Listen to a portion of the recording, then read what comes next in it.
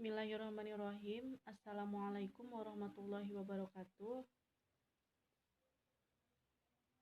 Alhamdulillahirabbil alamin wa bihi nasta'in ala umuri dunya waddin wa ala alihi wa sahbihi ajma'in. Amma ba'du.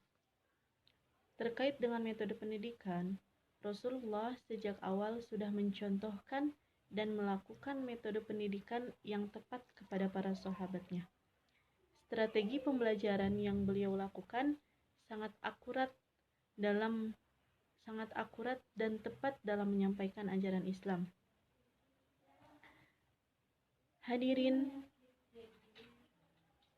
terlebih seperti yang sudah sering kita dengar, sholat merupakan ibadah pertama yang ditanyakan di hari akhirat kelak.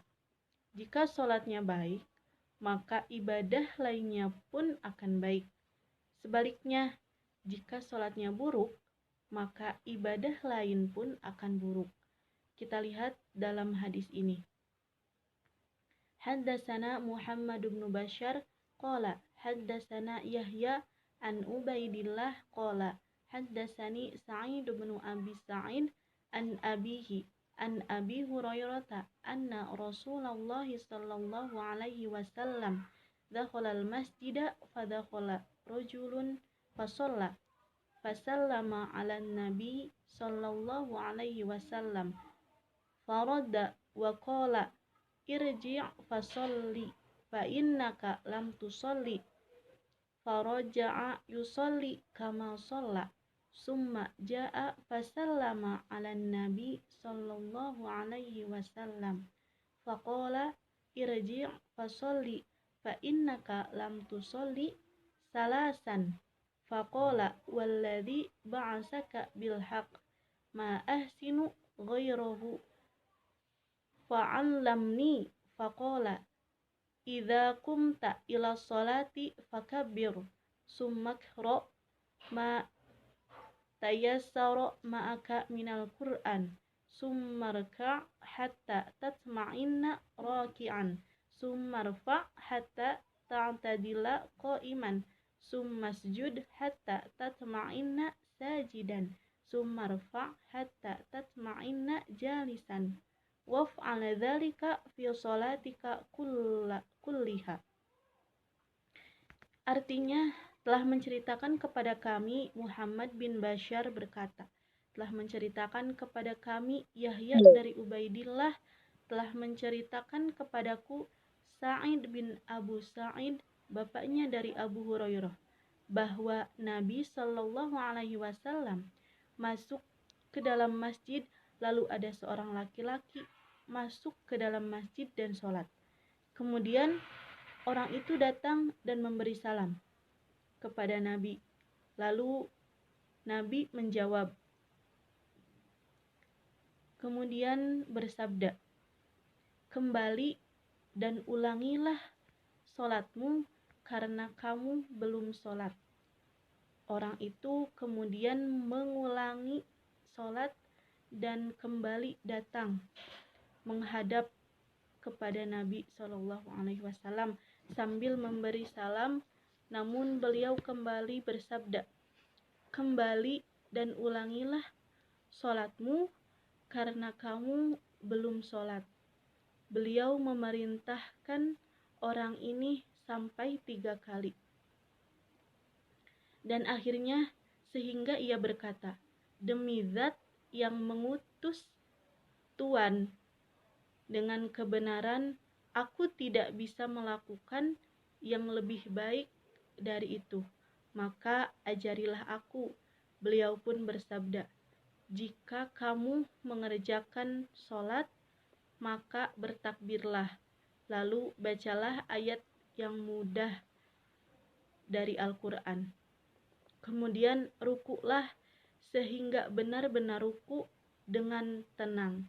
Lalu bangkitlah dari ruku hingga kamu berdiri tegak.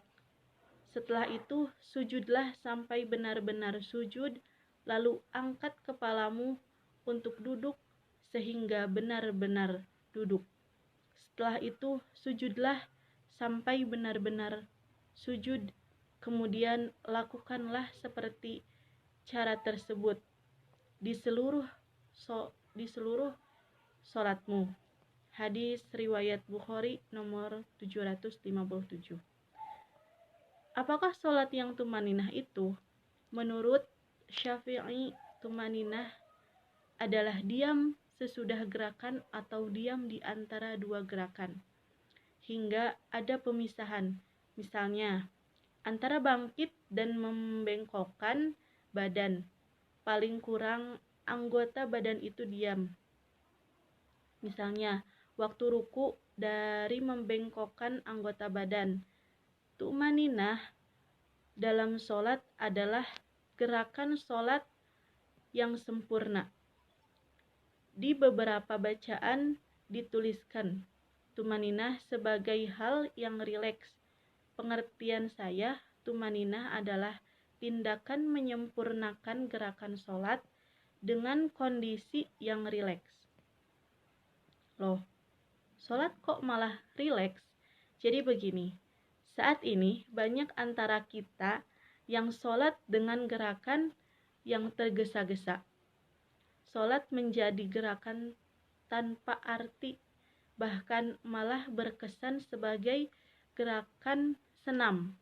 Padahal Rasulullah SAW sudah menjelaskan dalam hadis, sampai kamu merasakan tu'maninah. Hadis riwayat Bukhari dan Muslim. Dengan kata lain, sholat dengan tenang.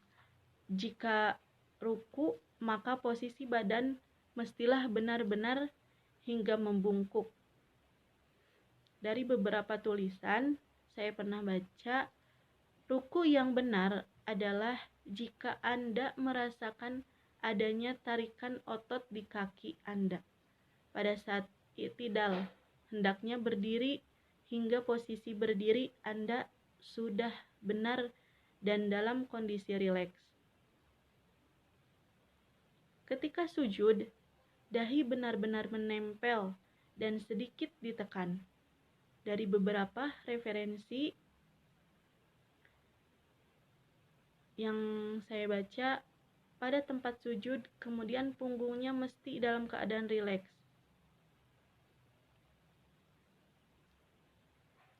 Dua posisi rileks untuk punggung dalam kondisi sujud, yakni melengkung ataupun dibuat lurus. Duduk di antara dua sujud, posisi Anda benar-benar sudah tenang, tidak gelisah, mengubah-ubah posisi. Mari kita benahi sholat kita, minimal dimulai dengan gerakan yang tumaninah. Semoga ibadah sholat kita diterima Allah Subhanahu wa ta'ala. Amin. Sekian yang dapat saya sampaikan. Wassalamualaikum warahmatullahi wabarakatuh.